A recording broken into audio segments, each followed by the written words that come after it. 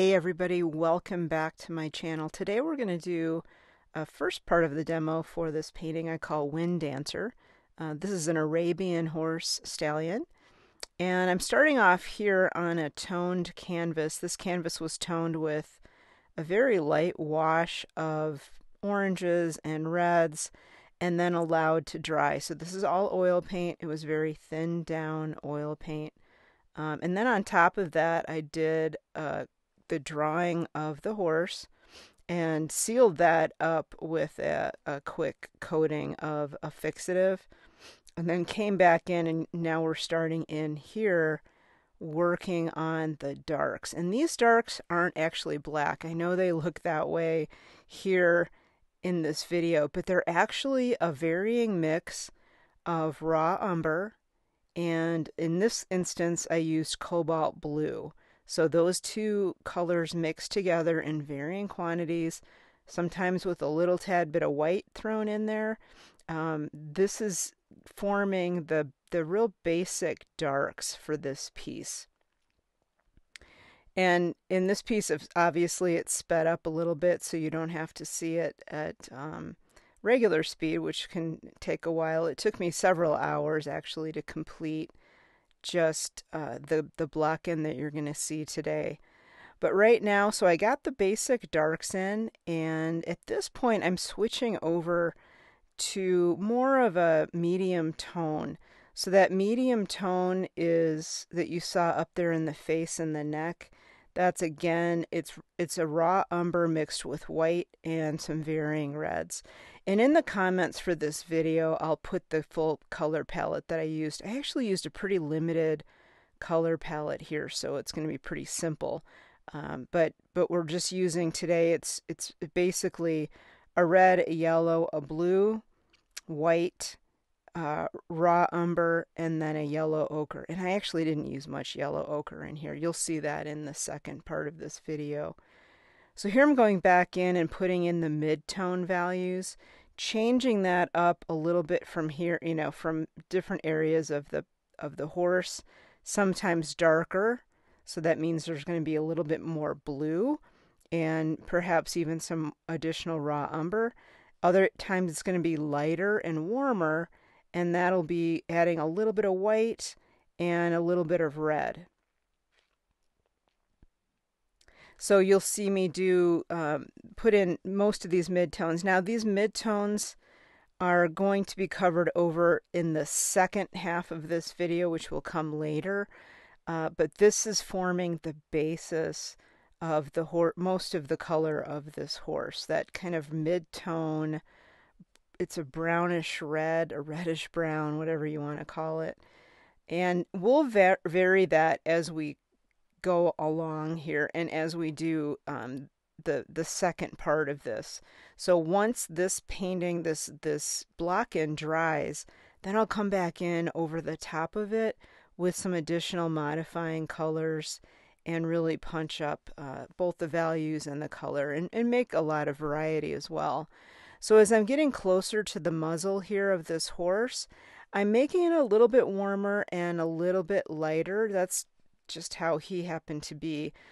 He was a bay Arab stallion, so he had a lot of red, underlying reds in his coat. But as we got up closer to the muzzle, it went very, very gray. So I'm toning down that red as we get closer to the muzzle by adding in a lot of white and even a little tad bit of blue. Now, when you add blue and white in there together, it's going to gray down that warmer mixture. The other thing I'm doing too is I'm taking some of that gray color that you see I'm using there on the muzzle and putting it up in the reflected light areas along the crest of his neck. Now we're going to make that a little bit bluer in the second video, but for now what I wanted to do is bring some of that more gray tone throughout the painting, so it's not just in one area. It really helps to kind of unify the painting if you bring those colors throughout. So it's not just one color in one area and that's it, kind of like throwing a piece of popcorn on the floor. What you want is to spread that popcorn out And so that gray, I'm going to use that gray that you see here in the muzzle area in a couple of other places throughout this painting, just to add a little bit more cohesiveness and just to make the painting a little bit more unified. Now, in reality, there are a lot more colors in the horse. So you can choose to go very, very colorful, and that's certainly an option that you can do when you're painting. You're the boss here. I wanted something a little bit more unified, a little bit more harmonious. And when we're talking about getting a harmonious look to your painting as far as colors go, that means you want to tighten up the colors that you use. You don't want to use too many different colors. That's why I'm using just a handful of colors in this painting. Now, even with a handful of colors, you can mix up a lot. And so I want you to know that just limiting your palette doesn't mean you're going to limit your ability to paint. And in fact, I think what it does is it kind of frees you up to really, to play around with values, specifically values for sure, but also to play up those relationships, the harmonious relationships between one area of the painting and another. Now here I'm decided to come back in and add in a really strong pink. Now this is the red that I've been using, which I think in this case was a Cadmium Red Medium. And I mixed that with a little bit of the Cad Yellow and a little bit of white. Mostly, though, it's Cad Red mixed with white, so it turns pink. Now, I'm not going to do a lot with this. This is going to be just a really strong base that's going to form the basis of that background color. Again, we're going to let that background dry and then come in over the top of that in the next video. So here I'm coming into the shoulder area of the horse, again with some warmer colors. Now as I go through this, you'll see that I kind of toned down the warm colors here. I started off pretty warm. With the human eye, I want you to understand that our eyes tend to be drawn to certain things. And so if I were to have left those warm colors there in the shoulder, your eye, when you looked at that painting, would probably linger on the shoulder and stop. And that's not what I wanted to happen. I wanted your eye to travel to the eye of the horse, the face of the horse. So later on, you'll see me tone down that red that I have in the shoulder. But for right now, I'm really just focusing in on those mid-tones. And those can be adjusted, again, in that second session that we're going to have. Now here I'm going to start working a little bit more on the muzzle, and the muzzle on this horse was pretty gray, and this is where it's mostly going to be a blue and white mixture with a little bit of raw umber and just a tad bit of the red mixed in. So it's going to be mostly the white and blue. Now at this stage of the painting, I am not worrying about edges at all, and I'm going to do a completely separate video on edges because it's so important. But for right now, all I'm doing is putting down tones and colors, and I'm not worrying about really blending anything at this point. So here I'm back going into the muzzle with that more gray color. I'm wanting to put a little bit of variety in here. So you'll see it's a little bit darker in some areas, a little bit more cool. Again, I'm going mostly based on the photo that I'm using. I've got a reference off to the side that I'm looking at. But I'm also judging all the colors and values against each other as I put them down. I am not completely wed to the photograph. I'm a painter. And so I can make adjustments and change things up as I see fit. Like if I think an area needs to be warmer than it's showing up in a photograph, I'm going to make it warmer in tone. If I think it needs to be darker, I'm going to darken it up. And I've actually done that a little bit in this painting already. The darks in this painting are not as dark. They're not pitch black like the photo. Cameras, even still today, still tend to make shadows black, especially on darker animals.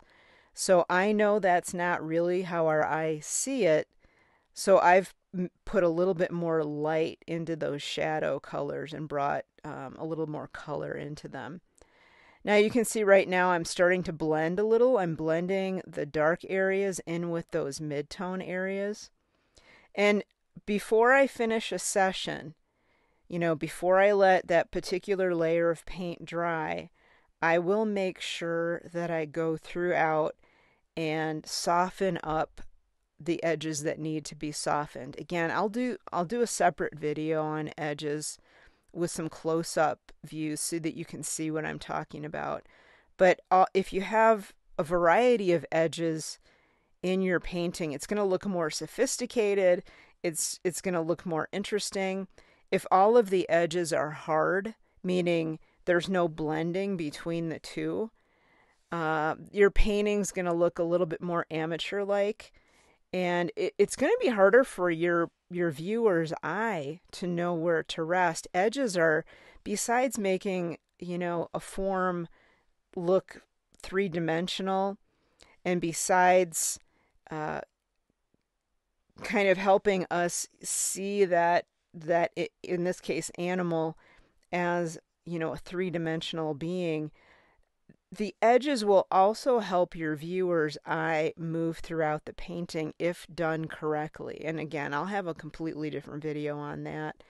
But just remember that hard edges, where you don't have much mixture between two blobs of paint, hard edges will draw the eye, and soft edges will let the eye wander over the top of it. So your eye really tends to be drawn to those sharper, harder edges. So here you see me, I'm coming back in and working on that shoulder just a little bit. And you'll see me doing this throughout the rest of the video in part 2. For some reason I got the anatomy of that shoulder wrong, and I kept working on it over the course of the next couple of hours. So you'll see that as we progress with this painting. So I want to thank you for being here with me today. This is again part 1. You'll see part 2 of this painting shortly. Thanks for tuning in, and for more information about me, my art, my classes, join me at nancyrynesstudio.com. Thanks so much.